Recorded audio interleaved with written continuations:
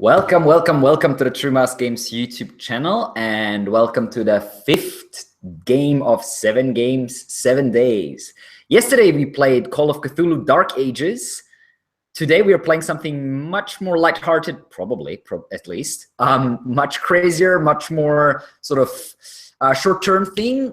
We are playing Everyone is John, the split personality RPG.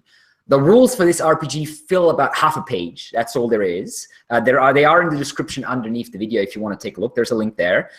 We have 4 players, and they are all taking control of voices in the head of a man named John. Everyone is John is sort of a competitive role-playing game in a little bit. Every voice has 3 obsessions, 3 secret objectives that they want to fulfill when they are in control of John or when another voice is in control of John. One of those objectives gives them 1 point, another one gives them 2 points, and the third one, the most difficult one to fulfill, gives them 3 points. At the end of the game, when John is dead or everyone has run out of willpower, we will divvy up the points. We'll see who has the most, and he will be proclaimed the winner of Everyone's John. And this is not just Everyone is John, it is Everyone is John on vacation.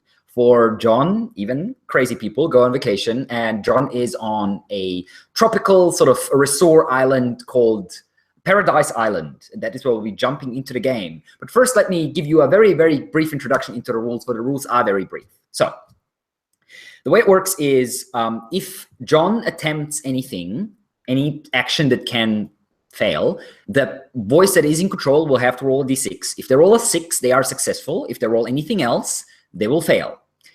They can, each voice has 2 different skills that they are good at. If one of those skills is applicable to the action that they are trying to take when they are in control of John, they will need to roll a 3, 4, 5, or 6. So they will have a 2/3 chance to succeed, much higher than the 6 out of, well 6 on the d6 anyway.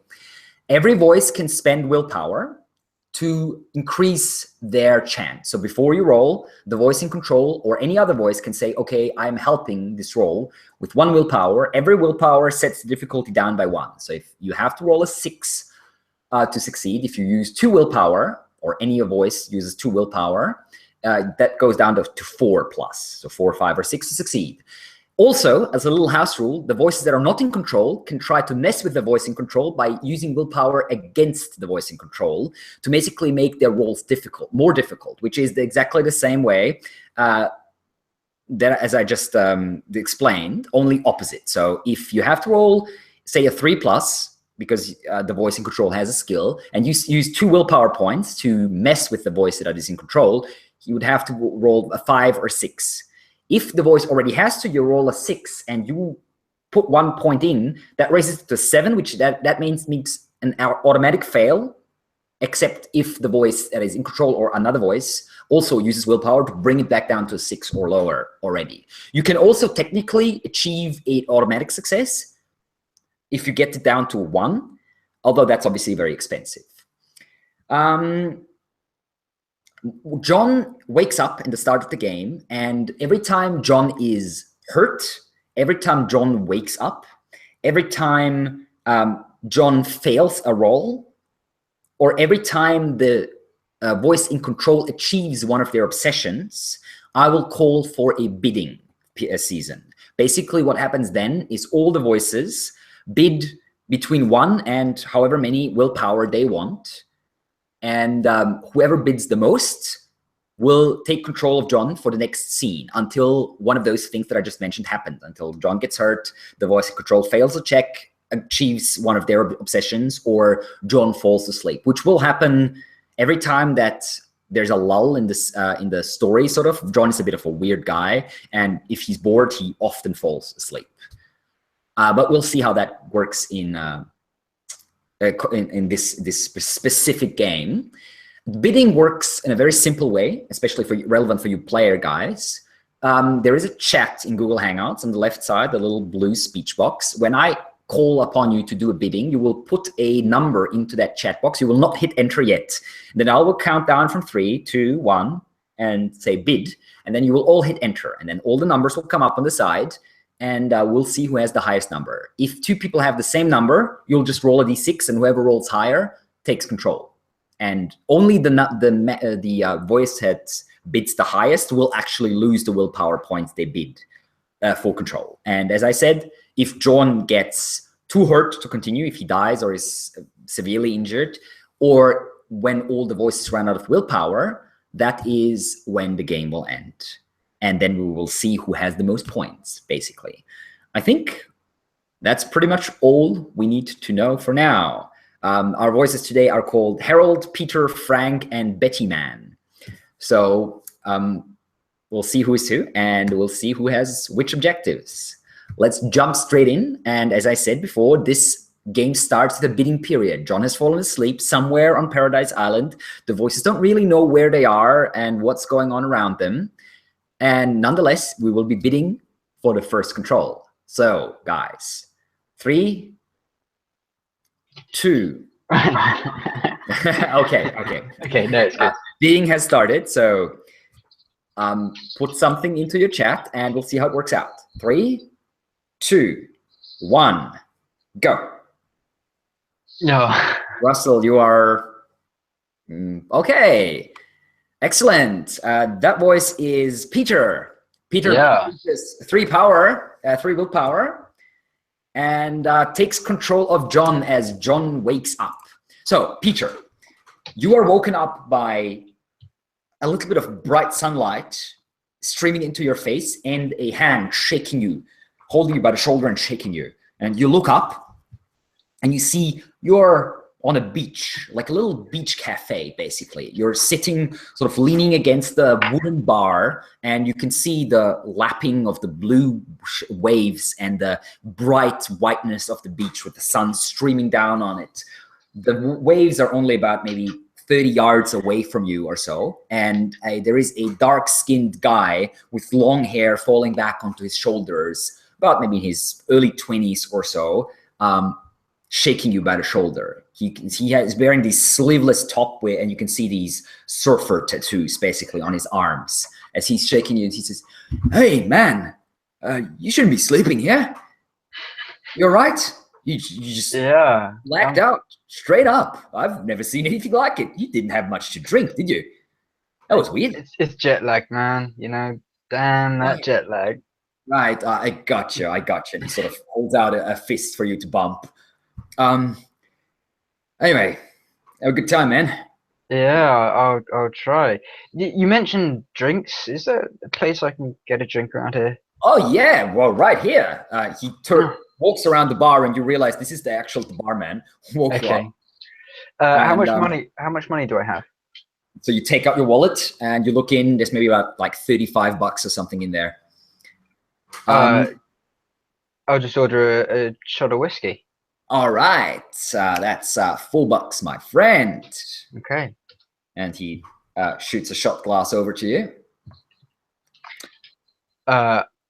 Take a shot, and then I go, look, I've been trying to buy a surfboard, but I can't find a surfboard shop anywhere. Do you know where I could buy one? Yeah, of course. He looks around and says, "Look down over there, follow that road.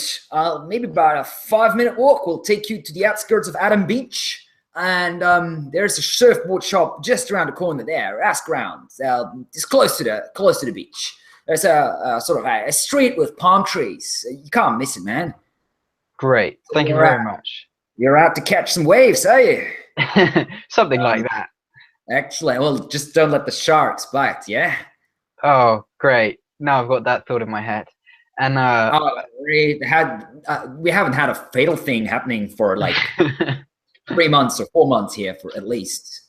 Great. I turn around and have a good time, man. He holds out his fist once more. Bro. And I'm walking to this shop. Is my hotel on the way where I'm staying? You have no clue. Okay. Fine. It's a beauty. There's many voices in John's head. The 4 that are awake today are only 4 of many, many, many. So you can't remember any hotel. You vaguely remember a airplane trip and then like a ferry, but you don't know how long ago that was. Okay. And you have no clue what happened when you arrived. So yeah, Okay. As I'm walking down to the shop, I look where I got woken up from. Is there anything like? Is there like a suitcase or a bag or a rucksack or anything like that where I No, you was? don't see any baggage or anything. No, there's nothing. There was nothing nearby. No bag. No nothing. You're like dressed in a sort of Hawaiian t-shirt, sort of green with yellow flowers, and a short, well, white white shorts, and the sandals. That's all Okay. you're wearing, pretty much. Then I head to the shop and I'm All assuming right, I so get there. walking down the beach, there's a few like people jogging up and down, a few pretty skimpy dressed young ladies, and a car drives past a lot loud, like music sort of thing going on, and you see there's sort of an older guy with sunglasses inside, dressed in like fairly fancy looking sort of half suit thing, and he gives you a look as he drives past, and sort of a sort of a nod and a grin, Okay. and says, "Hey, John, how you doing?" And then continues driving, or accelerating away. Okay. I just sort of look confusedly at him, and then I just go into the shop. All right, Is it'll take you about maybe 5 minute walk or so along the beach. It's very hot. This is a tropical island. It's not too humid. And what you can see around you is basically on the right side, there's a few houses and then sort of a little bit of a hill. And then on top of that hill is just jungle.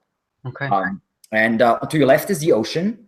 And you can see a few small like islands in the distance, a few rocks out on the ocean, of the sea and stuff. And there are surfboards and there like people on the beach, but not too many. It is about early afternoon and the sun is burning down. Most of the people, most of the halfway aware people anyway are in their houses or hiding in the shade or maybe still asleep. This is a bit of a party island as far as you recall, so people might be waking up late. You're drenched in sweat after a couple minutes, and however, you do get to what looks to be of the outskirts of sort of a medium-sized town. There are quite a few larger buildings, and you can see a couple of hotels and like beach, a larger beach resort in the distance, which looks fairly fancy, like 4 or 5 massive buildings surrounded by a fence, and yeah, there's more people out in the distance. Okay. So I'm just gonna head straight to the shop. All right. Yeah, you look around, you find a surfboard shop, and you walk in, and you can see there is a sort of a youngish woman, also fairly dark skinned, with a long sort of nearly dreadlock-like hair tied together with like a white cloth in the back of her head. She's fairly pretty. And she looks up, reading a book as you come in, and she says, "Hi, welcome." Hey, yeah. Pardon? What can I do you for?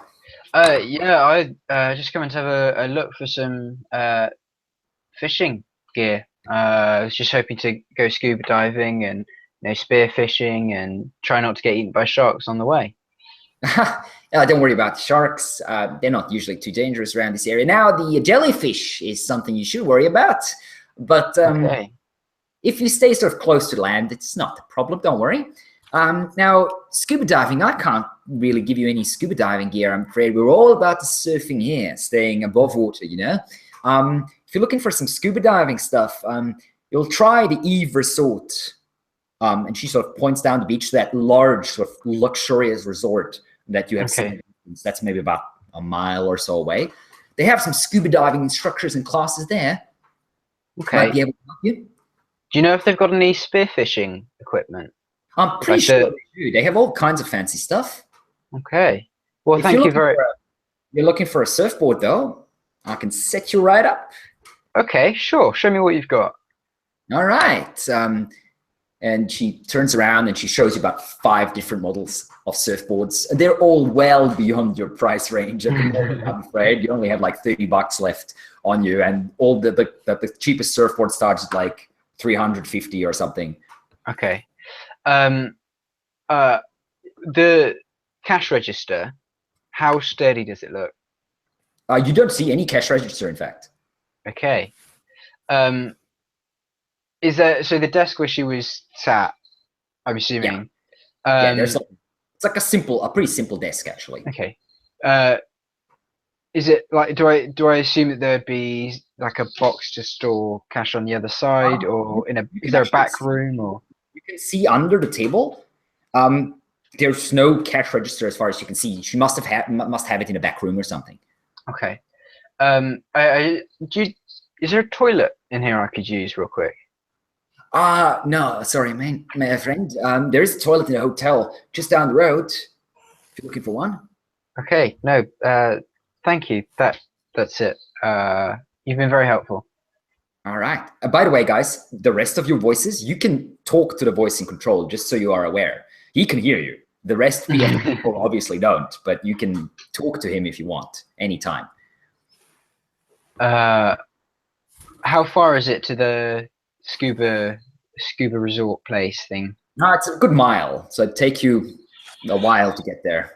Okay, then I just walk towards the back entrance door, as if I've forgotten the right way in, and I'm just trying to leave. Sorry, mate, where do you think you're going? Sorry, I just ignore it. I ignore and try and open the door. Okay, the door opens up, and the woman sort of comes after you and says, "Sorry, you can't go in there, sir." Mate. What do I see in there? You see, it's a sort of an office type area. There's a chair, a small desk with a bunch of different like crunch up paper and such. There's several like paperback novels, some sort of like sci-fi stuff that you can see at a quick glance stacked on the table. And there's also like a fairly large metal box, which must be the cash register. I just walk straight towards the box. Okay. She comes after you and she's like, you should take off your clothes. Just saying. Sir? What are you doing? Oh, sorry. Is this not the way out? No, the way out is the way you came in. And I smack her right in the face. So you are Peter. You actually have a brawling specialty.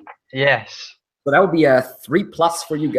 Anyone wants to spend willpower on this one? Yeah. No? Yeah. Okay. Yeah. What do you want to do? I'll give him a +1. Oh, so nice. It's go down to 2+ actually. Excellent. So Russell, Betty Man.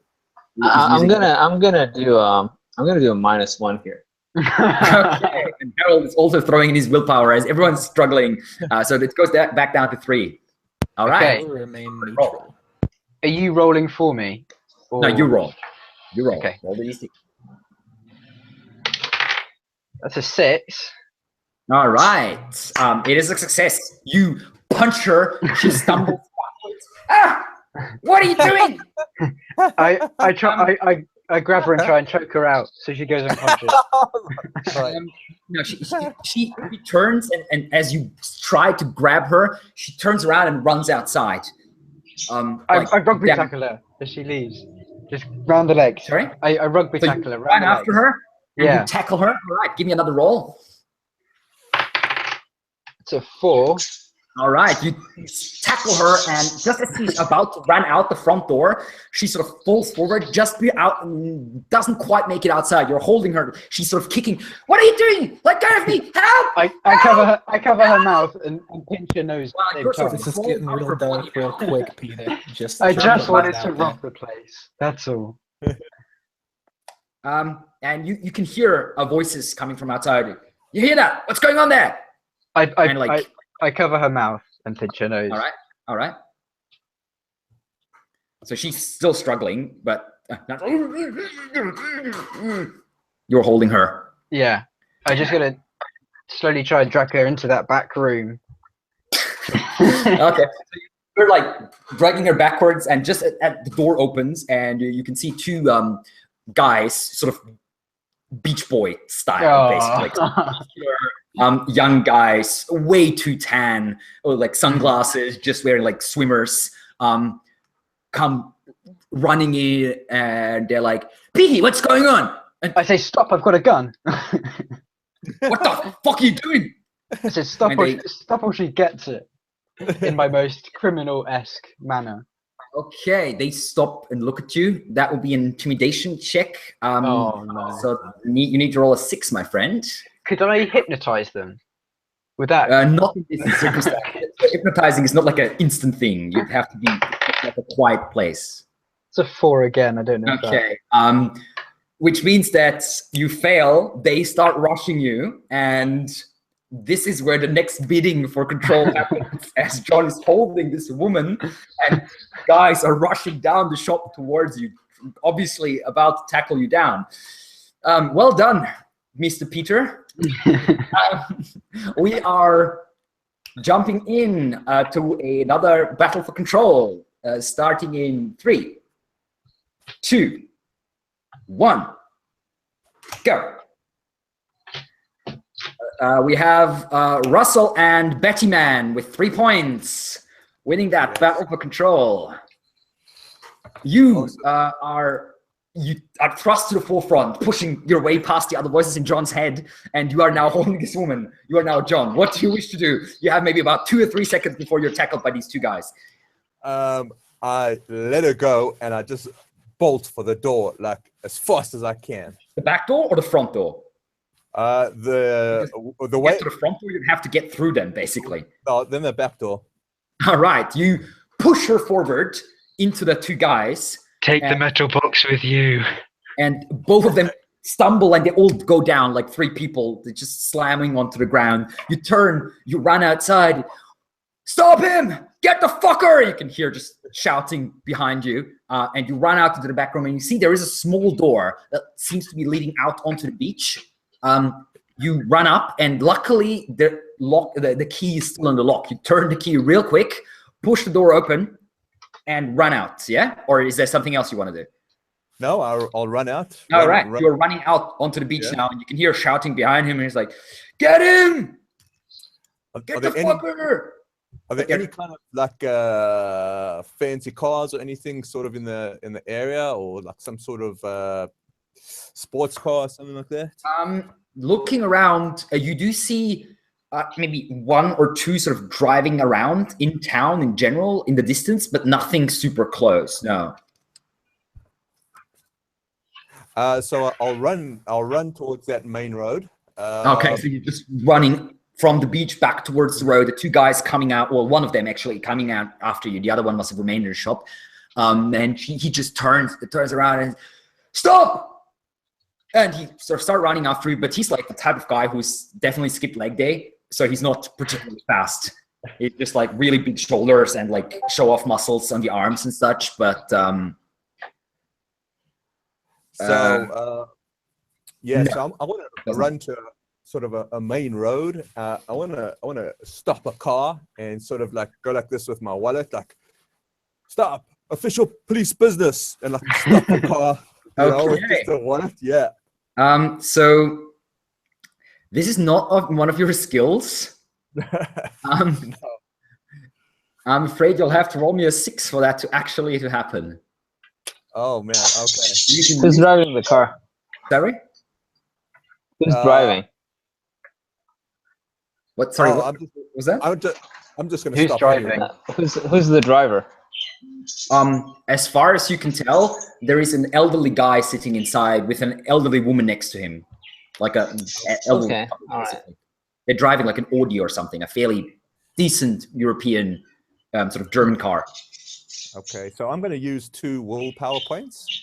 Oh shit! You're definitely spending them. Yeah. So to raise it up to a 4+. Yes, sir. Right, go for it. 6 actually. Excellent. So they stop, and the man sort of lowers the window and he pulls his head out and says, "Can we help you, young man?" I say, official police business, out the car, quick, quick, quick, quick, quick, quick, quick. Well, police business? What? Wait. Well, what? He starts getting out the car. His wife sort of shouts after him, make him show you his badge." Kind of like take him. Is he sort of half in, half out? Yeah, exactly. Yeah, so I kind of throw him and jump into the car and start driving. What kind of a car is it, by the way? It's an Audi. Oh, nice. Yeah. Okay. So you are now in the car and you just start driving, and the guy is falling out onto the beach, stands up and like, "Hey, that's my car and my wife." shouting after you. The sort of the old elderly woman. She must be like maybe 70s or so, with like grayish hair tied together in a bun, fairly decently dressed, like golden earrings and a silver chain around her neck. She like looks at you wide-eyed and just clutching a little purse to her face at her chest as she's sitting next to you. The car only has 2 seats. The other 2, they have back. Well, technically it has back seats, but they're crammed full with stuff, like just bags and backpacks.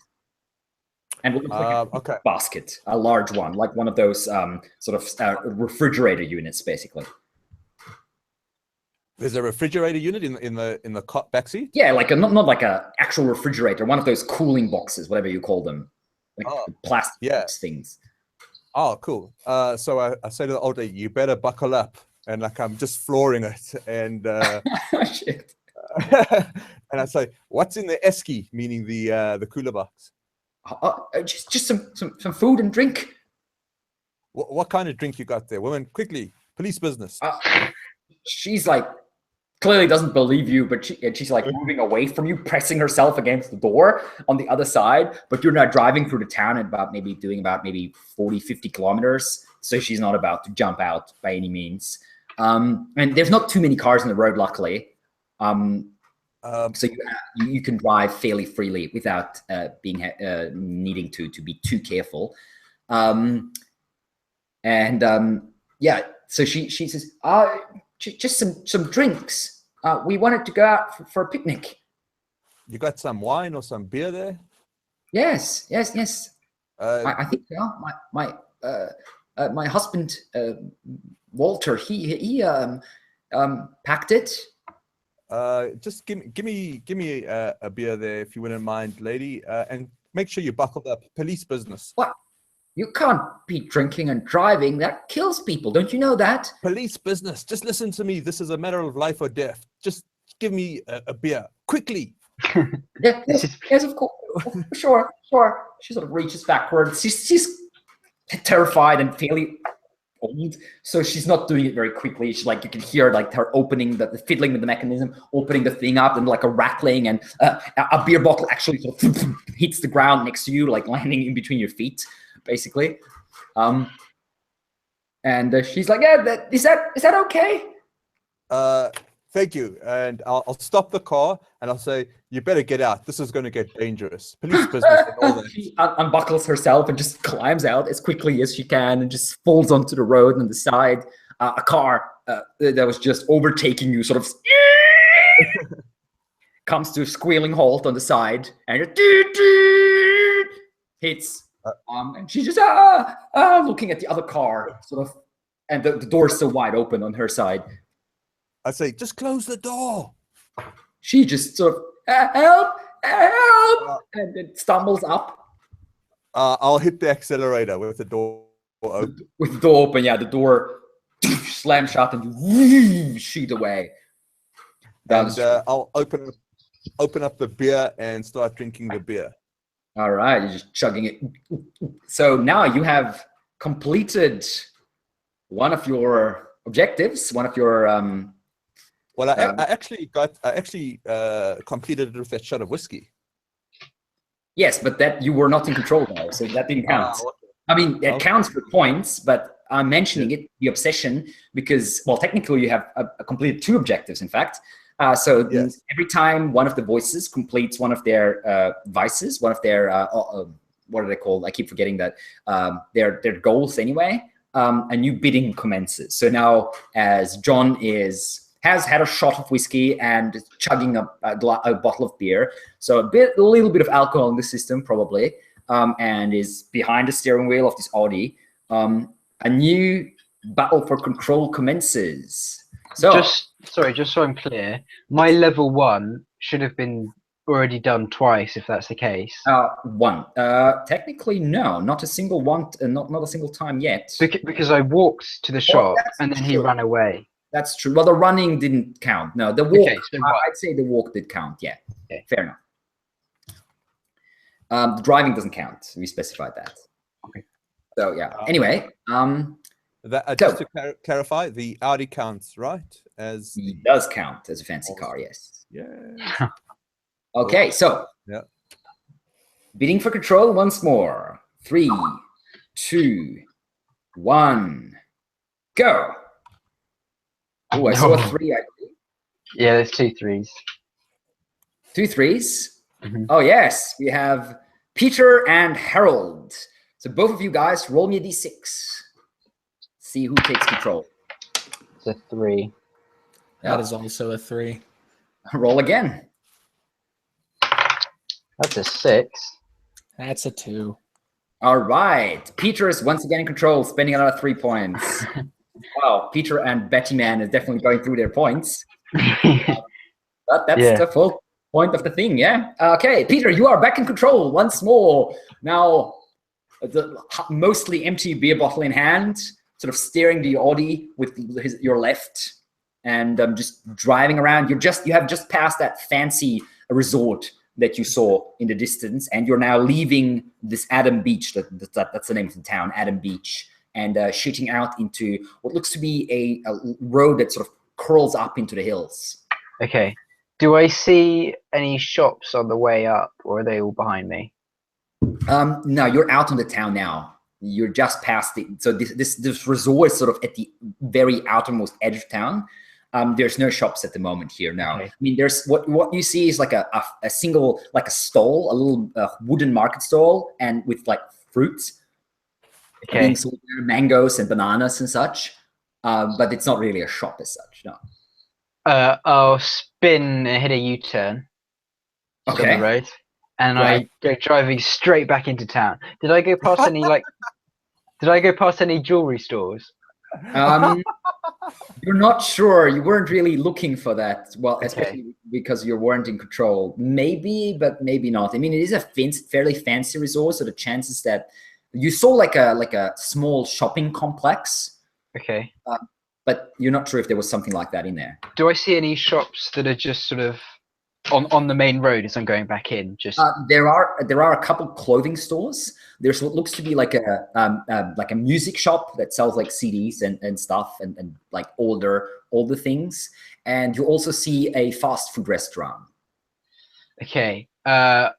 I just drive straight towards the clothing shop, and I go straight in through the window, ram raid, sort With the of. car. Yeah, with the car straight through the window. Okay. You're gonna have to give me a roll on that, I'm afraid. Oh, That would be a 6 because that's none of your skills, I'm afraid. that's a 6. Right. So you smash through, like not super fast, but still going like 30K or something. Yeah. As you smash in through the window, the car sort of twists to the side, hits the side of the wall, and you're like shaken. One of the car windows breaks, but you raise a hand and manage to avoid the splinter. So you're not hurt. John is not hurt. And you're Okay. now like, slightly dazed, and you can hear like shoutings, what the, And then a man running up, sort of a blonde guy, sort of leaning in through the window on the driver's side where you're standing, as you're still like shaking off the dizziness. Are you all right? Are you all right? What happened? I put my hand in my pocket, in my jacket. Do I have a jacket on? No, you have this sort of Hawaiian shirt. Does it have a pocket? The only pocket is in your shorts. You have like 2 back pockets in your shorts. One of them is your wallet. And one of them is your wallet. Then I try and get out, and I say, "They're after me. They're chasing me. They took all my money, and they want more." What's going on? And I'm slowly moving to. What do I see in the shop? Do I see? Wild chaos. There's like clothing racks just broken apart everywhere. There's a few mannequins that look like basically people who have been in a car accident. There's broken glass everywhere.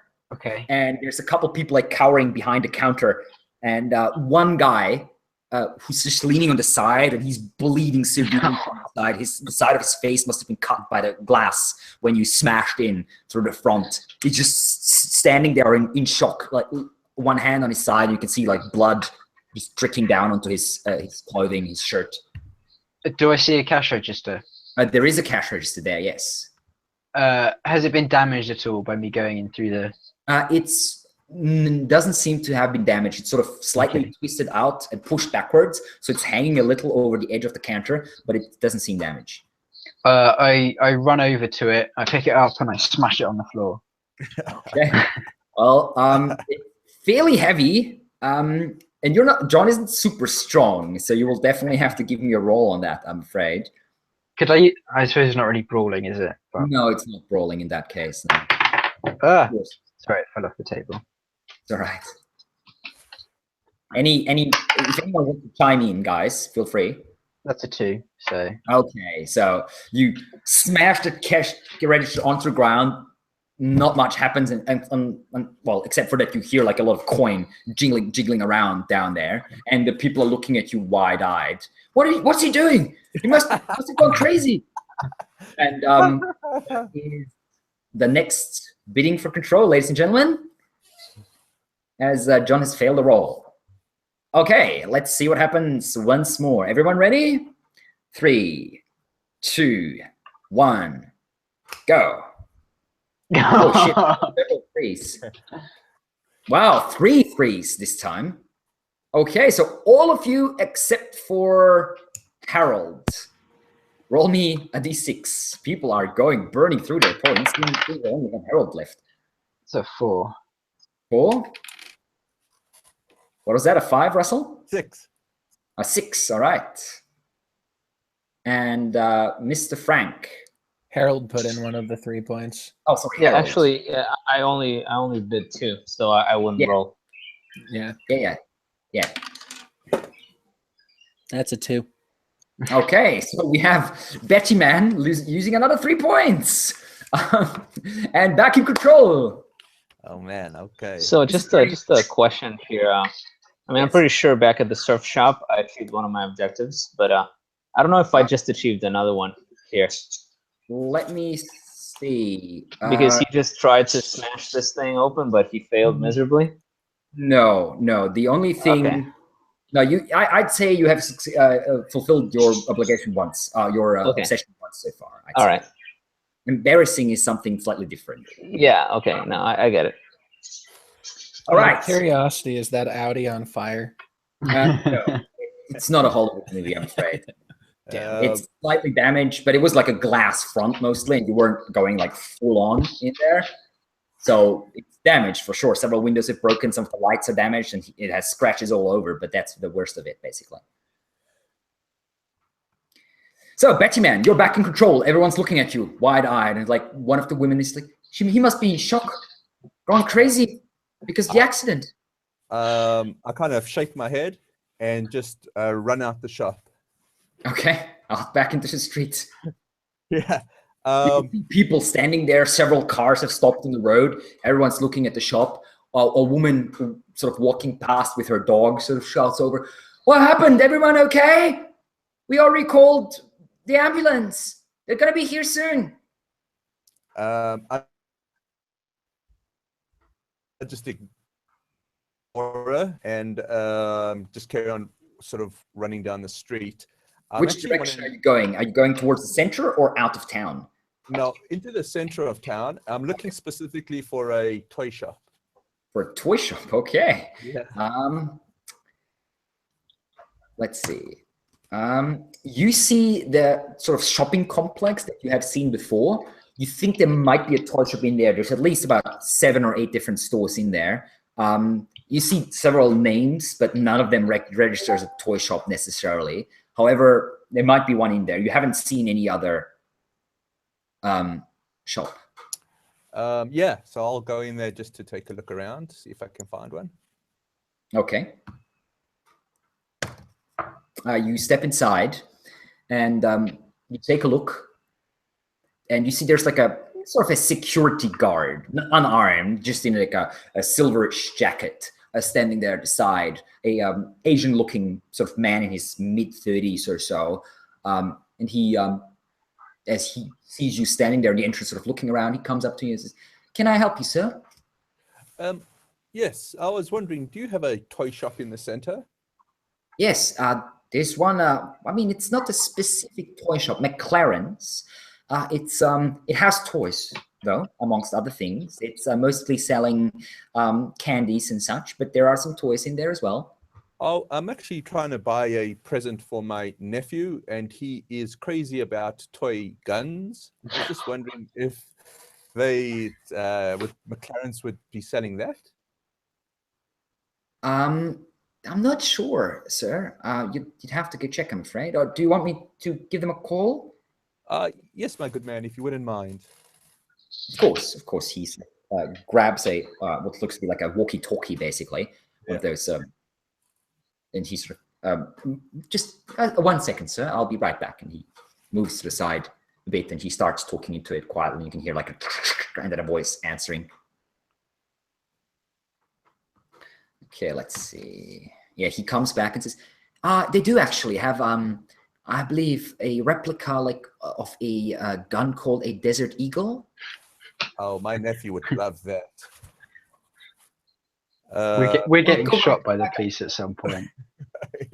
Just up. That's those. This may be a little excessive.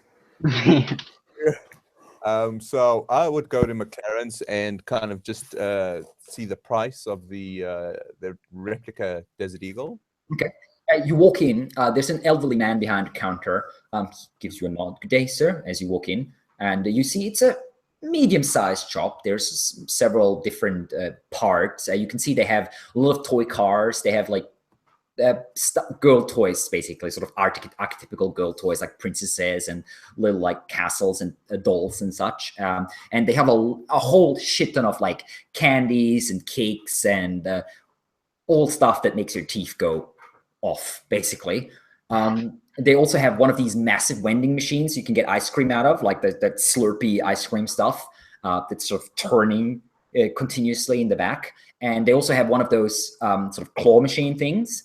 Those things where you can play. And there is actually a boy of maybe about 12, 13 there playing around. And he looks over it. You could see he has this sort of nearly completely bald, shaven head and a black metal t-shirt.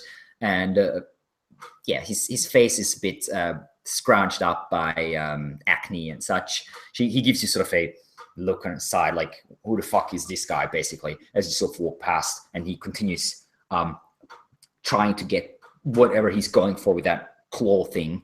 And you see in the back, there are a few sort of plastic swords, but they look really fake. And then there's also a couple of like bows and arrows and some helmets, like plastic helmets, also terrible.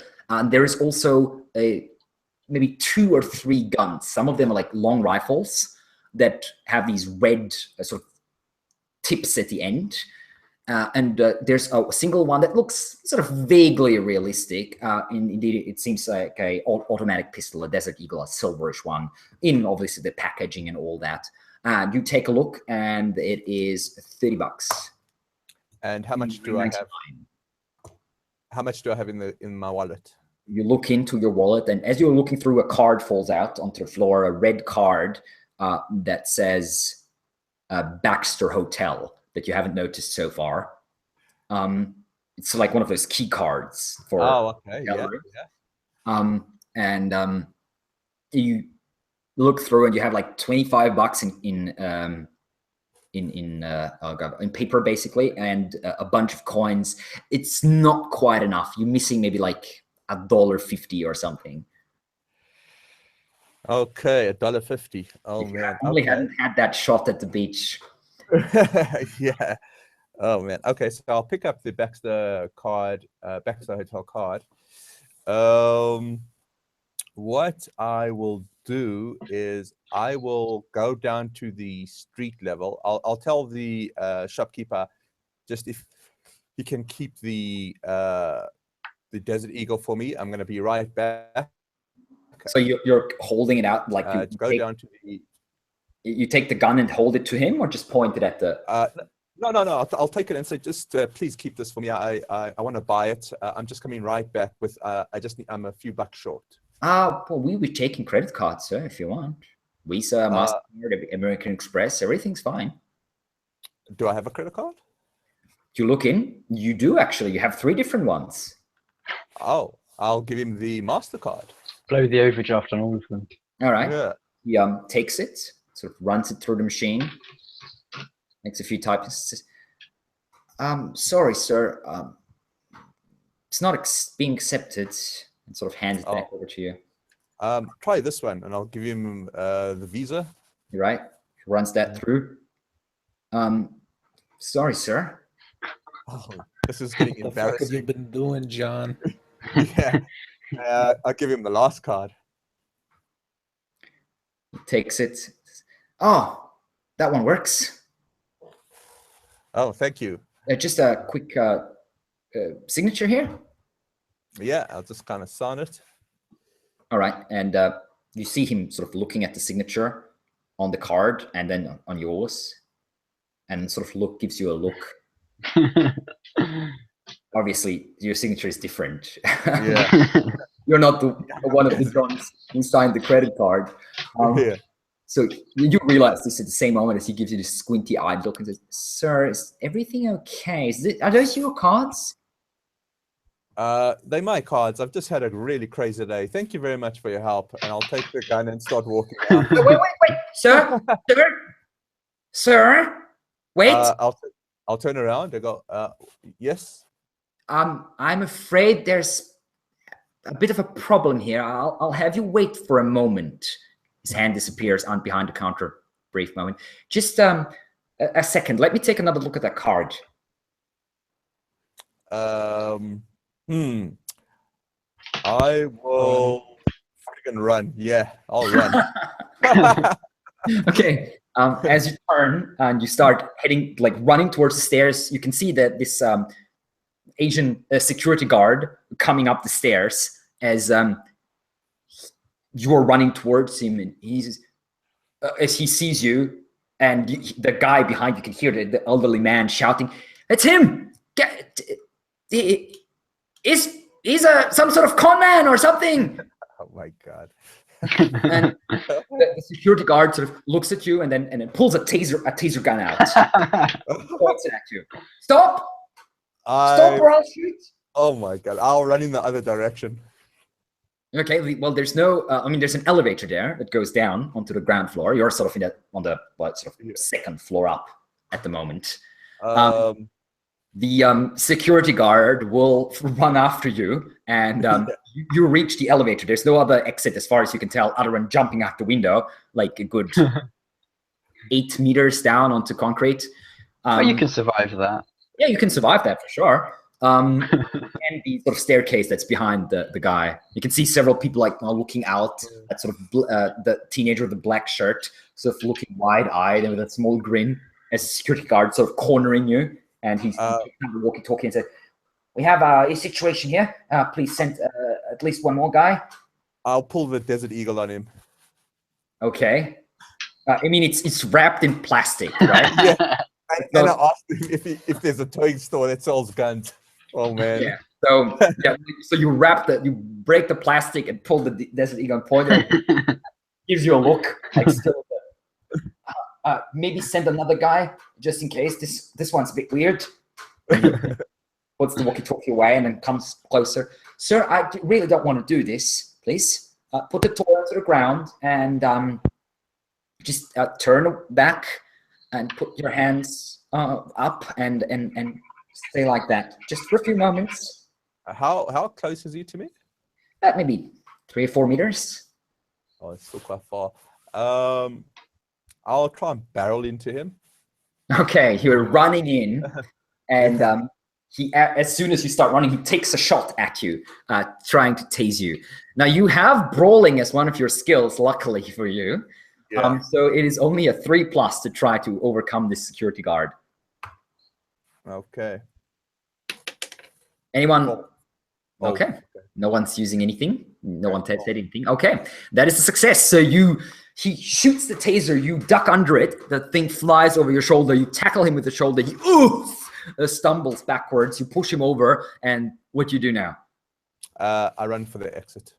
All right, you just run down the stairs. And you manage to get out onto the street. Although several people have seen you running with a gun in your hand, and and you can hear like shouts in the distance and call the police. I'll kind of tuck it like this, like under my shoulder, and I'll look for the nearest tavern, nearest pub. Okay. Looking around, you do see there is what looks to be a pretty large sort of nightclub type building that has a like a tree and then like a snake-like symbol, a snake that sort of curls around the tree, sort of this flaring light.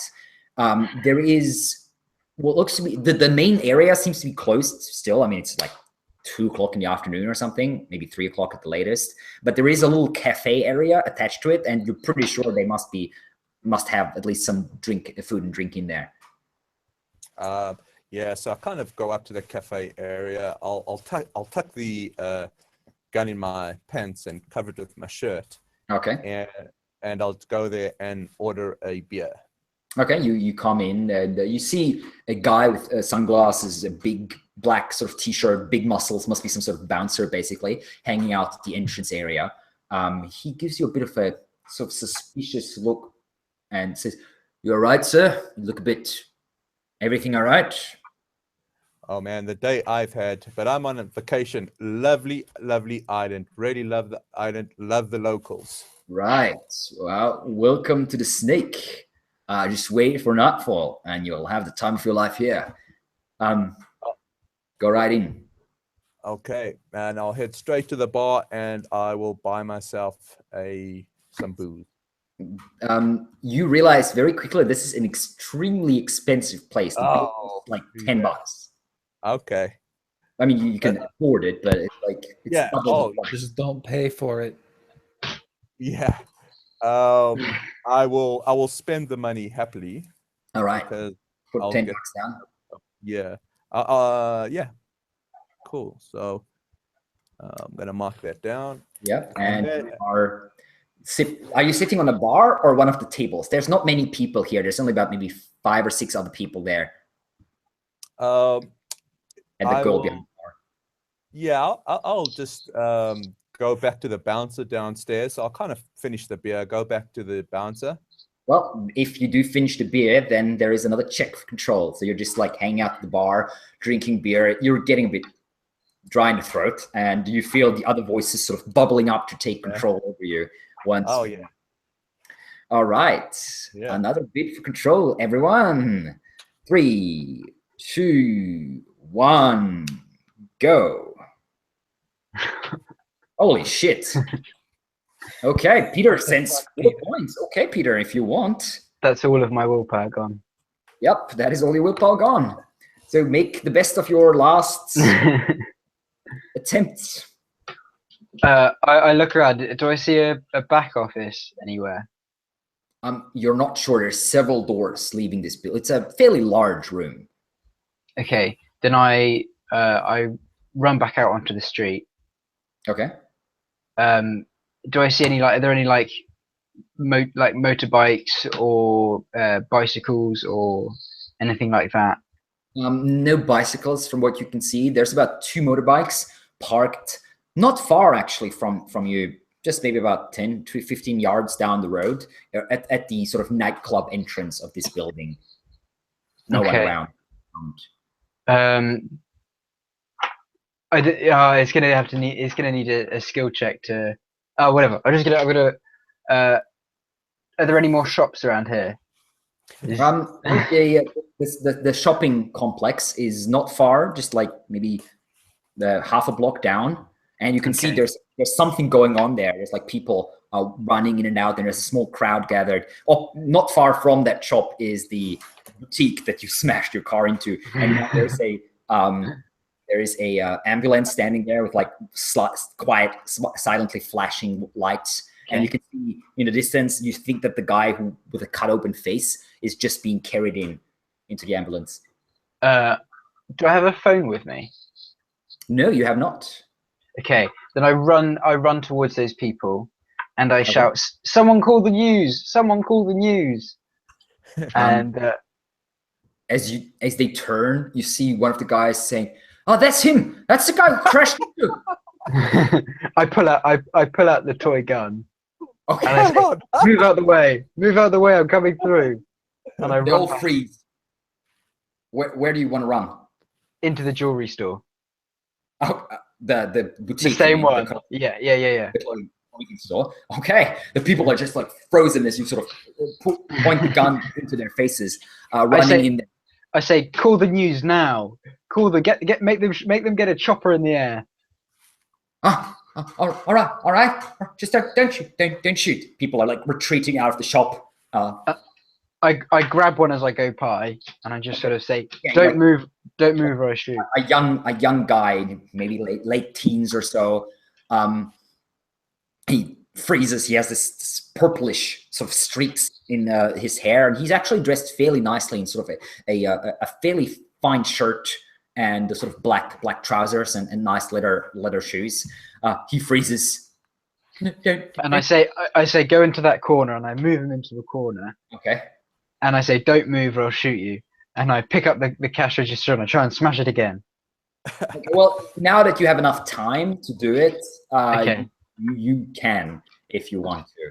Sweet. Yeah, I mean, you just take something and just smash it several times, still holding the gun in his other hand. It's sturdy, but not like built to resist a serious assault, basically. Yeah. You manage to smash it open, and you can see bills and coins spilling out. There must be Nice. quite a bit of money there, maybe about $1,000 or so at least. Probably Great. more, actually. Maybe about $1,500.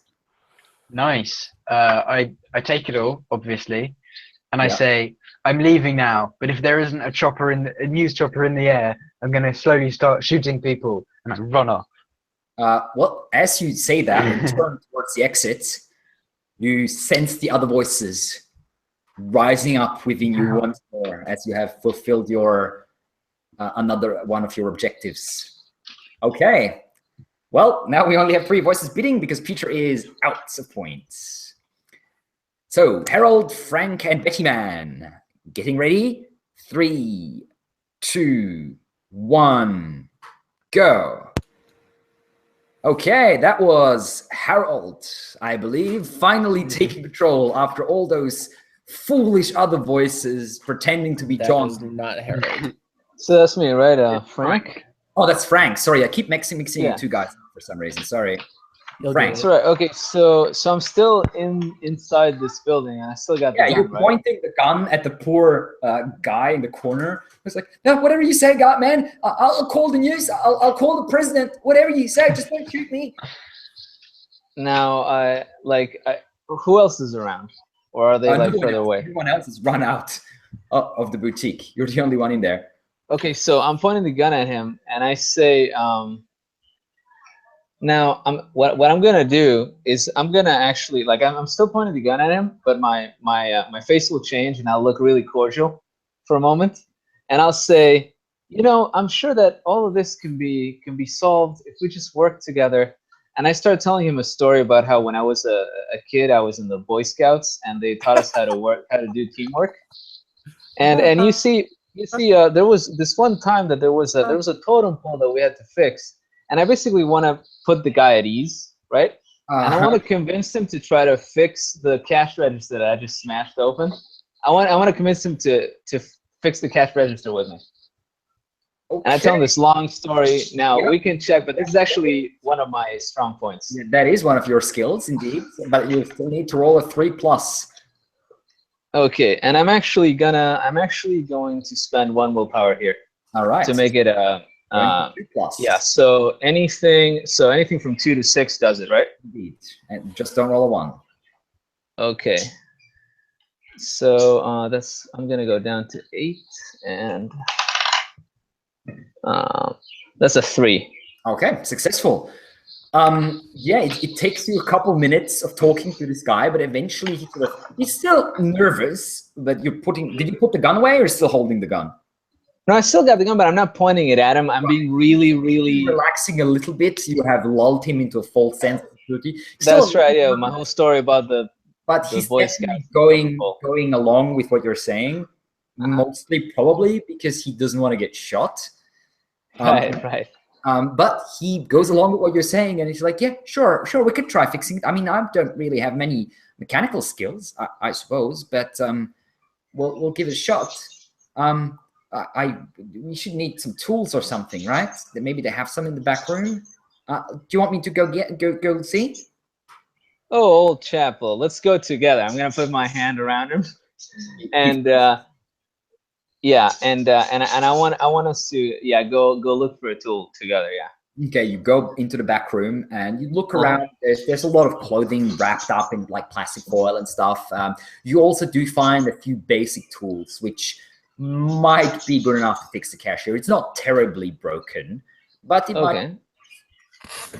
So I take the tools, and as I'm telling this guy, I'm still telling the story about the Boy Scouts and the totem pole and how we fixed it. We put twigs around it, and then we painted it, and then we all sat around and sang a little song, and I still remember the song. I start actually telling the guy the song as we're going, and I'm gonna try to fix the thing with him. And I'm giving him directions. He's helping me do it. Okay.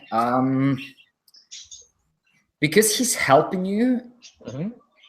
Usually this would be a 6 because you don't have a skill that's relevant for that. I'll say because he's helping you, it goes down to a 4. Okay, I'm gonna spend 2 willpower here. Okay. All right, so I'm down to 6, and let's see if we can fix this thing. That's a 4. Okay, excellent. Okay, we have fixed the cash register. We have fixed the cash register indeed. It takes you a good 15-20 minutes, however, and while it is happening, you hear like voices outside, then squeaking wheels. Several cars are arriving, and you're looking out through the like shattered glass front of the boutique. You see 2 police cars now standing there, saying like "Policía" in Spanish on the side, and there is also a sort of a gray van at the back, and you can see like a group of people setting up a camera from at that van. Right? It says on the side, it says Adam Station TV on the side of the van in like red letters.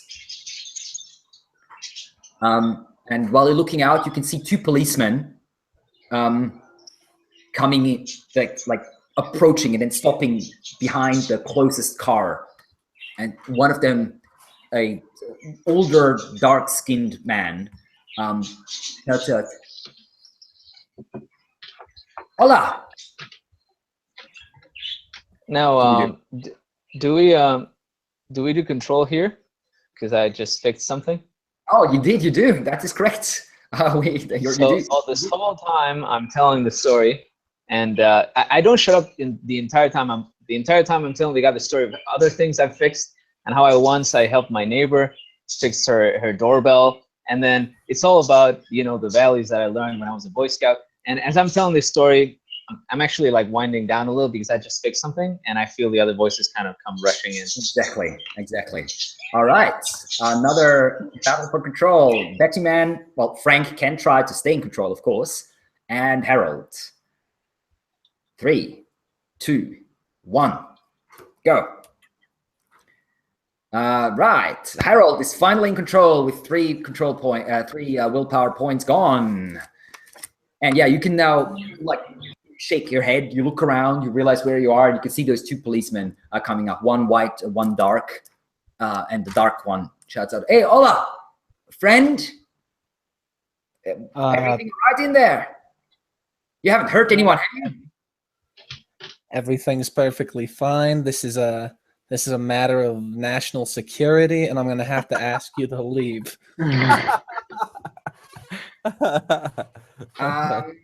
They look at each other. How about you hand over the gun first? This gun belongs to me. It was given to me by the president. I'm not handing over this gun. Il Presidente. They look at each other and they look at you. They clearly think you're crazy. And they slowly sort of start approaching with their hands out, like talking calmly to you. The other guy goes, "If you get too close, I'm gonna blow you away." Oh, they stop. National security, you don't matter compared to national security. You want to go home and see your families? Now listen, man. There's no reason to get violent here, right? Just I'm sure we can talk it through. What? Do any of you have a lighter? I need a lighter. Sure. Toss me over a lighter. Come on. Okay, the bigger one, the white one guy takes out a lighter, like a Zippo, basically, and he sort of puts it on the ground and sort of shoots it out your way. Okay, I'll pick it up. I'll flick it, see if it turns on. I'll take out all my money. Yeah, it does turn on, and as you do that, out of the corner of your eye, you see the guy, your specific friend, sneaking away towards the back room while you're distracted by the police. He can do what he wants. Okay, you ignore him. All right, yeah. I'm gonna pile all that money on the ground, all the thousands of dollars, and I am gonna light it up. Wow. Well, okay, so you start you still have a gun in hand? Yes. All right, so you're like a bit awkwardly taking out the money, putting it onto the ground, and then I like sweep it into a pile with like my foot. and as don't get close. This is important. It's part of the ritual. Ritual. You really don't understand how things work here, do you? You should just leave. It's dangerous. Listen, pal. How about you tell us what you want? I'm sure we can figure it out. We give you what you want. You give us the gun. Everything will be fine, right? I am gonna light that pile still. Okay. Is there a news chopper in the air yet? The flames go up. And while I likely start to lose control, I want to start stripping down. Okay. Yeah. And so you still looking at the two policemen, gun in hand, looking down into a pile of burning paper, money. You sort of pull your Hawaiian shirt over your head, drop it onto the ground. But that's as far as you get, as you feel the other voices bubbling up once more, trying to take control away from you. Once more, Frank, Peter, and Betty Man. Frank, Harold, and Betty Man. Let's see. I can't believe there's no news people around yet. 2, 1, go. All right, that was Frank taking control with 3 points once more. Goodbye, John. Have fun. So, okay, so as I come to, I look at this pile of burning things, burning money. Yep. And I look around, and I wanna point the gun at them again, and I wanna say, nice and easy, fellas. There's no need to we can all be friends here. And what I want to do is I want to look around a little. Yeah. I don't want to take my eyes off them completely, but I want to look around a little. I want to see if there's any mailboxes close by. Of any kind, like mail at the shop or nothing that I can see? Nothing inside the building, no. Okay, all right. Not in this part of the building. Okay, all right. I mean, so what I want to do... What's that? It's a boutique. They wouldn't have mail. Right, but no like business mail, nothing that I can see immediately. Not that you can see, no. I mean, okay, the whole thing, so to be perfectly honest, is very chaotic. There was a car smashed in there, people running around. Yeah, so it's pretty chaos, just like bits and pieces. Now, who do I see outside, like with the news? Is there news? Looking outside, people. You see 2 other policemen standing outside. These are actually crouching down, have their guns out behind the cars, just looking in. You see a crowd of people on the other side of the road, maybe about 50 or 60 people. And another policeman's like holding them back by himself. And there is also this news van that you have seen before. And there's a camera now, and you can see a pretty dark-haired, fairly small woman getting a microphone ready and sort of slowly closing in with a blonde guy, sort of bandana on his head, carrying the camera. And again, you see that Adams Station TV on the side of the camera as they're slowly approaching. And then sort of stop at where the 2 policemen are crouching with their guns out. And they're close enough to see me. Yeah, they can see you. Yeah, you're on the ground. And I got my shirt off because I already took it out. So what I'm gonna do actually is I'm going to start telling a story about this one time that I went swimming when I was a boy, and that all the girls in my class really liked how well I swam and my great physique. And I'm actually gonna put my gun like kind of in the seam of my pants, but on the All right. in the back.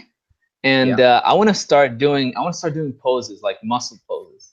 As soon as you put your gun away, Yeah, the two and I want to, yeah. instantly, like the two Now, that are can I do now with this story that I'm telling? I'm actually trying to confuse these two people in front of me. So can I roll for that? I mean, you don't really have time to tell a large story in this moment. Right, I put the gun away too soon. Okay. Yeah, Okay, I get it. pretty much. So like you You start should have telling just the said story, your father left you when you were a child. That's a quick one. and then they just smash into you and like push you down onto the ground, and one of them grabs the gun and so like throws it away, and they start turning you onto your face, basically face down, and they handcuff your well, Now, this whole time I'm are they hitting me or are they just subduing me? No, they're still like they're subduing you. They're not hitting you. No. All right, okay. Now this whole time, as soon as they do that, I'm actually gonna start telling the story really, really loud, and I wanna make it so that the lady can hear and the news crew.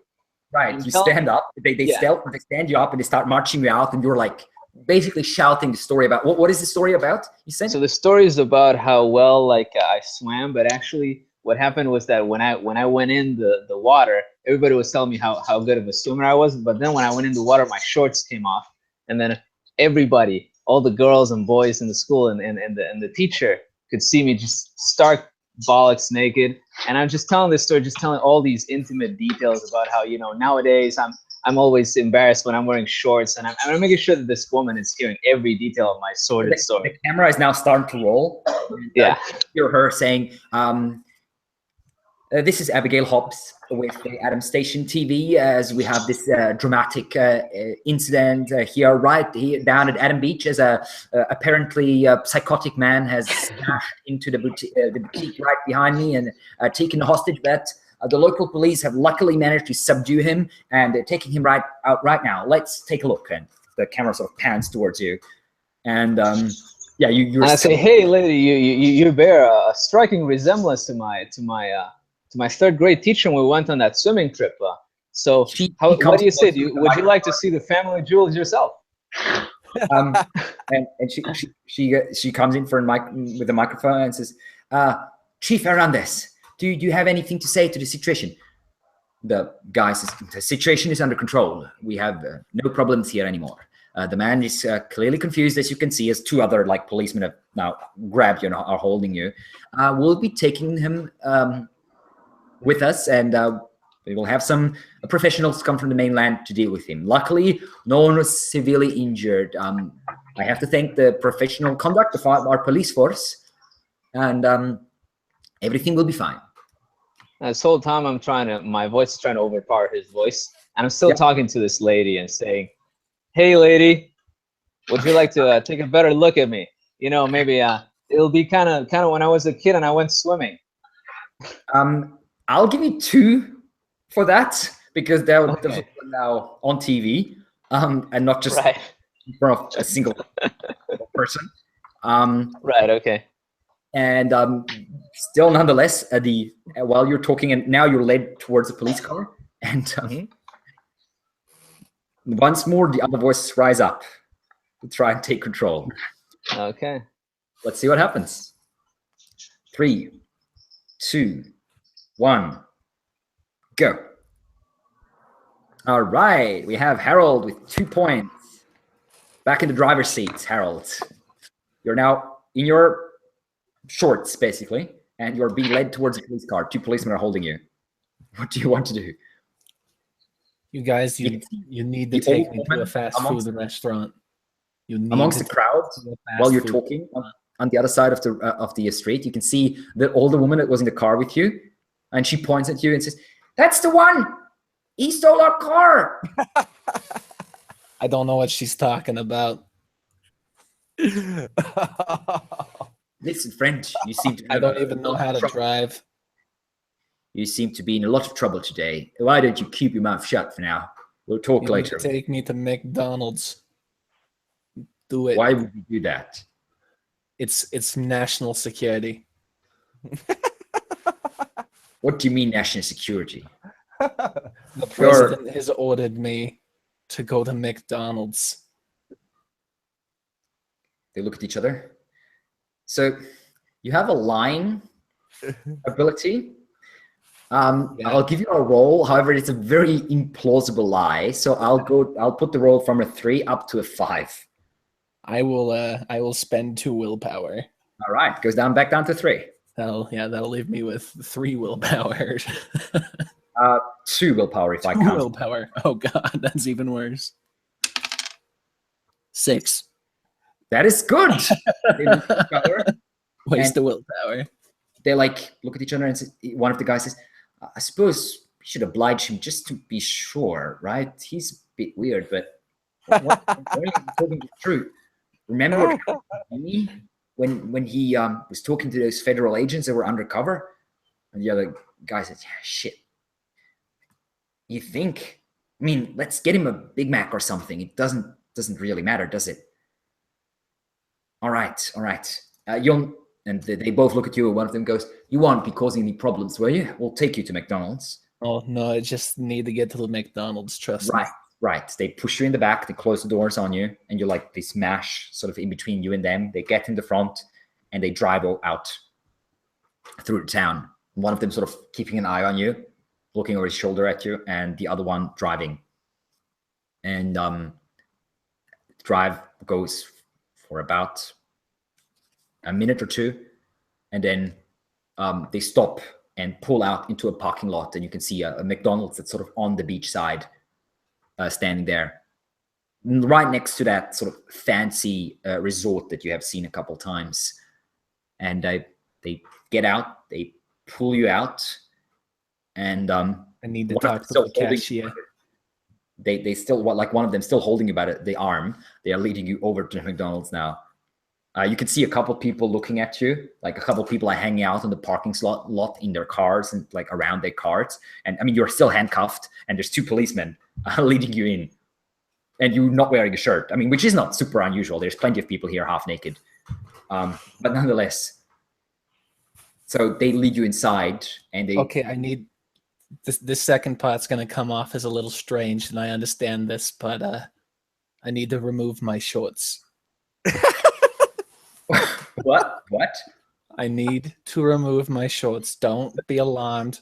This is part of the mission. This is going to do no damage to you. I'm just gonna slowly drop trow. And I will, as long as they let me drop my shorts. No. One of them will grab your hands as you're like, I mean, your hands are behind your back, so it's not really, it's a bit awkward to undress. You're sort of trying to push your shorts down. I'm gonna bite his arm. Okay. And drop trow. Okay, everyone, I have a bomb in my anus. I need all the money in the register.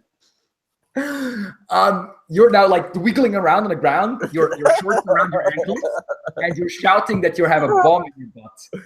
Are there any ladies around that need to know this? Yes, there are several. You're welcome, okay, Frank. so this will be a line check. Again, fairly implausible, so we'll go up to the 5 again, as we have before. I'll bust out my last 2. All right, go for it. Goes down to 3. And that's a 3. All right. As you're shouting about a bomb on you, the people haven't really even heard where it's supposed to be. They just heard the word bomb, and that just panic breaks loose. Everyone's shouting, did he say bomb? No, everyone out! And like the policemen are looking at you, and they also run. You're too convincing. So you stay behind, handcuffed, naked, mostly, your shirt still around your ankles, lying on the ground and handcuffed, hands behind your back, in this quickly emptying McDonald's. I want to stand up and open the register with my mouth. As it'll be difficult to do with my hands. That's gonna be a bit tricky, I'm afraid, because I mean, you just like nothing happens. Like, how do you want to open it with your mouth? There's like a lot of different things you could press, and you don't know any combination or anything like that. You're not even All right, sure. let's shoot for the sky. I'll bash it open with my head. I'll succeed. I can do this. Roll for it. You need a 6. We can do this, John. I believe in this skull. And that is a 1, so that is not good. That's not good, John. Naked John, handcuffed behind his back in an empty McDonald's, stands behind the counter and does this. And then just stumbles backwards, blood streaming into your face as you fall backwards against the counter behind you, fall over, and like a bunch of burgers and fries just fall onto you as you're like lying there. So John has been hurt and a roll has been failed. So we have another battle from control, and Betty Man and Frank, if I see correctly, you both have 1 point left. So you will have to roll for it. There's no point in betting, since you will both bet 1 point. So roll me a d6 each to see who takes control in this potentially last or at least penultimate scene. I get a 4. 4? Yeah. Frank? Do I just roll for it then? Yeah, just roll a d6. You need to roll sure. I got a 6. All right. Good Frank point, uses Scout. his last point, and he's in control. Betty Man, you have 1 last point left. So you're now like sitting there, Frank, and you feel slightly nauseous, and headache is starting to develop. There's a salty taste of blood in your mouth, and there's a little bit of blood in your eyes as well. It's not like you're struggling to see.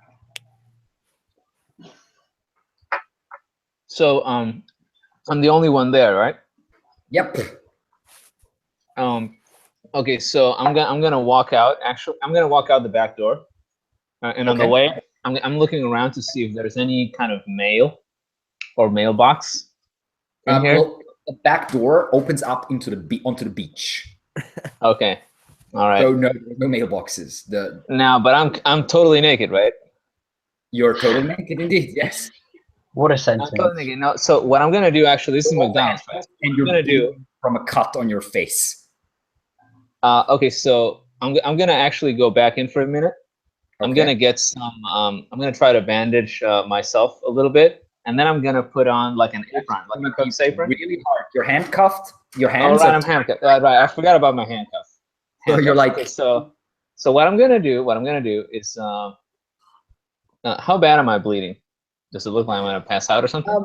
No, it's not that bad. It just hurts a lot, and there's like blood in your eyes and mouth. Okay, all right. No, so I can live with that. So what I'm gonna do actually, I'm gonna go back in, and I'm gonna see if I can. Let's see. Okay, so I wanna. This is gonna be a little hard, but I'm gonna try to do it. So what I wanna do is I wanna get down on the floor, and I wanna try to basically like I wanna see if I can like get my hands onto the front. Basically. Right. I'm afraid you'll have to roll me a 6 for that. That is a significant feat. Yeah, no, that's pretty hard. So I'm gonna spend 1 willpower here to see if I can do it on a 5 or 6. I have a willpower left. Okay, so that leaves me with 2, right? Or did I? I'm pretty sure you're out of willpower. Oh, that was just Oh, cause okay, so Maybe I'm one of my so I got control with 3, right? Yes. That's 3 right away. I had spent 1 to make a roll difficult. That's 4. Yeah. Then I spent I think the last time you also took control with 3.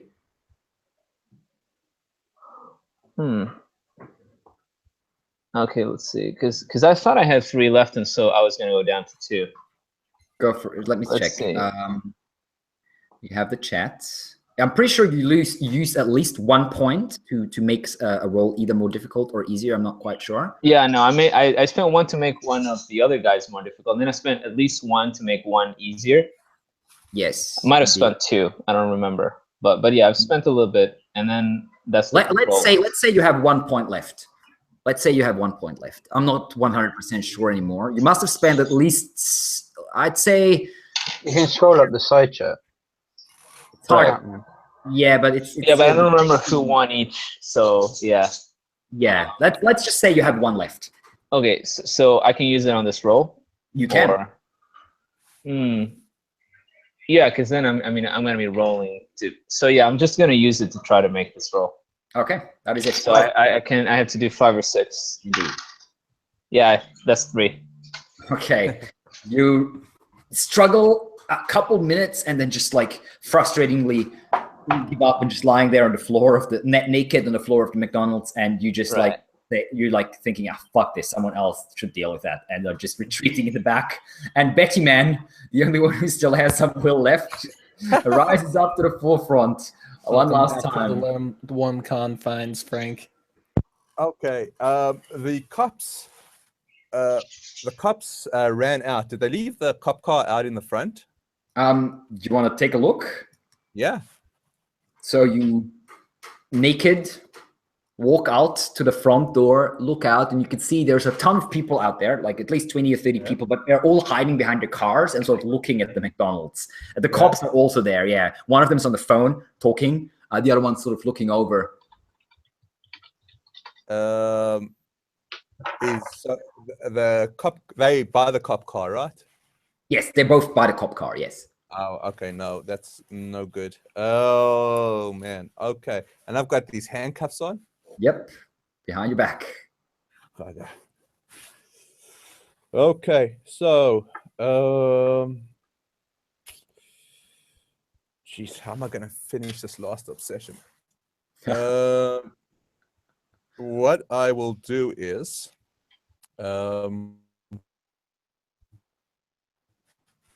well, to kind of get my hands into the front.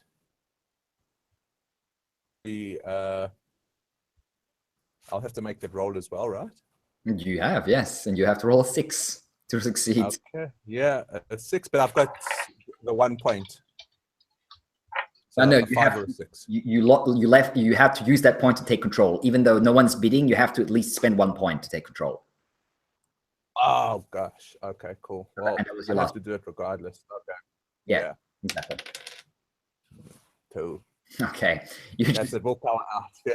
Yep. You just try and you fail, and eventually the cops come rushing in and grab you, like 4 or 5 of them, just piling up on top of you, and you're just like, you close your eyes, and John loses consciousness.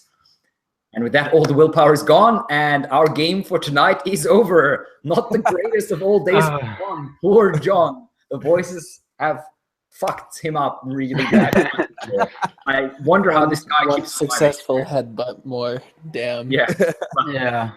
All right. So now it's time to reveal all the obsessions and see how many points the people have gotten. And we'll be starting with Harold. So Harold, what were your skills and what were your obsessions, starting with level 1 and going down to level 3? My skills were pyrotechnics and lying. Okay. My obsessions were snorting inappropriate things, starting fires, and robbing a fast food restaurant naked. Wow. Got I got close to close that to one. that last one. Yeah. Damn. Okay. So how many obsessions did you fulfill? I fulfilled starting fires once Yes. when So I that earned is up all that money. 2 points for you. I will, however, because you came sort of close to you didn't really rob the fast food store, but you at least caused a lot of commotion. I give you 1 more point for that. Woo. You didn't really, I mean, technically you snorted blood at the end there. Is that inappropriate? I'd say I you don't didn't. know. Close. It's all right. It wasn't Okay. on purpose. It wasn't. Well, it doesn't matter really. But anyway, Betty Man, you're up next. Okay. So, does it count the shot of whiskey? Did I get that one? Yes. Tell us what your skills and your obsessions were first. Then we'll count. Yeah. Okay. So my first skill is good at dancing, You and didn't get to use. didn't do that one, and brawling. Yeah. And my obsessions level 1 is drinking booze. Level 2 was driving a fancy car, and level 3 was robbing a bank. All right. A lot of robbing going on tonight. Yeah. Attempted anyway. Okay. Yeah. How many did you fulfill? Well, I got I got alcohol out of the refrigerator, and I bought some at the club, and then there was the shot of whiskey in the beginning. Yep, that was 3 times the first obsession. Yeah, and then I drove the Audi. That is, yes, that is 5 points in total. So 2 points for the second obsession once, and 3 points for the first obsession 3 times. 5 points in total. All right, Peter, what were your obsessions and your skills? So obsessions were use any mode of transport other than driving, Yeah. steal several $100s, and be on the news. All right, and what were your skills? Hypnotism and brawling. Okay, you did not use hypnotism, sadly. No. Nonetheless, so how many times? I'd say transportation other than driving. You were in the police car. That Yes. was one because you weren't driving yourself. That counts as one. And I mean, does walking count? Because we were walking and running I'll a give lot. yeah, but not like every single time. I'll give you 1 point for the whole walking and running around thing, Okay. basically. So that's the Fine. first the first obsession twice. Second obsession, you did manage to steal, well, briefly anyway. Several hundred dollars. So that is also once. And Yes. And I was on the news. you will be on the news indeed. Local ones, but nonetheless. It's the news.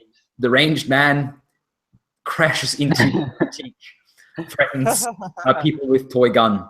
Basically, that's the headlines. Anal explosives. Yeah, John is going to prison for a long time. yeah, probably. But then again, he didn't hurt anyone severely, so it was just a lot of damage and threatening. But yeah, he'll be probably gone for a few years.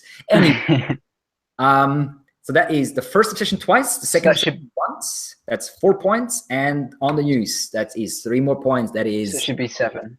yes, 7 points in total. All right, and Frank, what were your skills?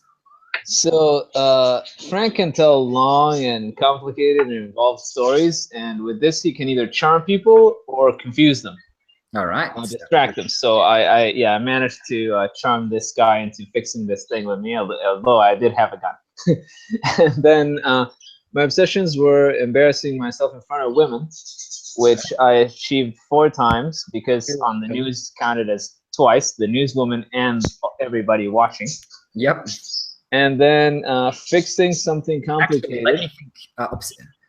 2 times on the news, once in the McDonald's. Yeah, and once in front of the girl in the surf shop when those big guys had me run off. I'd say that. I'd say sure. Why? Okay, so and then I did fix the cash register, which would be my second obsession: fix complicated things.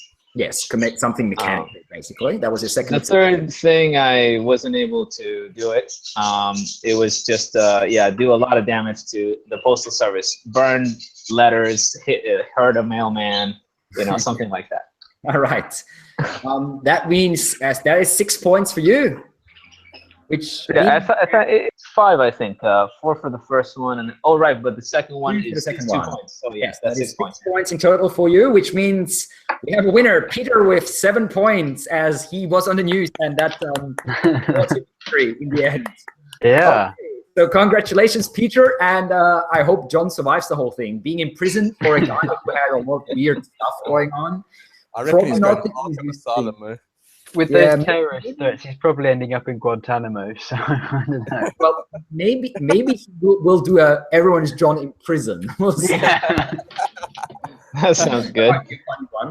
Anyway, and that was it for the game tonight. Everyone is John, as always, completely crazy. I had some stuff prepared, but I knew that I wouldn't end up using most of it. So fuck it.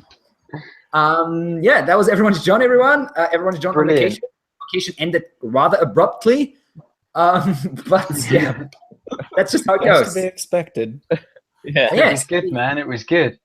And that was Yeah, our it was 5th great. game in our 7 days, 7 games event. Tomorrow we are playing Scath, Shadow of the Fomori, a role-playing game I wrote myself actually and published about a year ago. A Bronze Age dark fantasy role-playing game heavily inspired by Celtic mythology, set in like a fantasy version of ancient Ireland, basically. Tune in tomorrow if you're interested in that sort of thing. For tonight, Good to see Irish people. Game says, thank you guys for watching, And thank you to all my players for playing in this absurd madness of a scenario. Thank you for hosting. We will Super see you fun, around. yeah. Fun. Thank Thank you. you. Bye-bye and good night.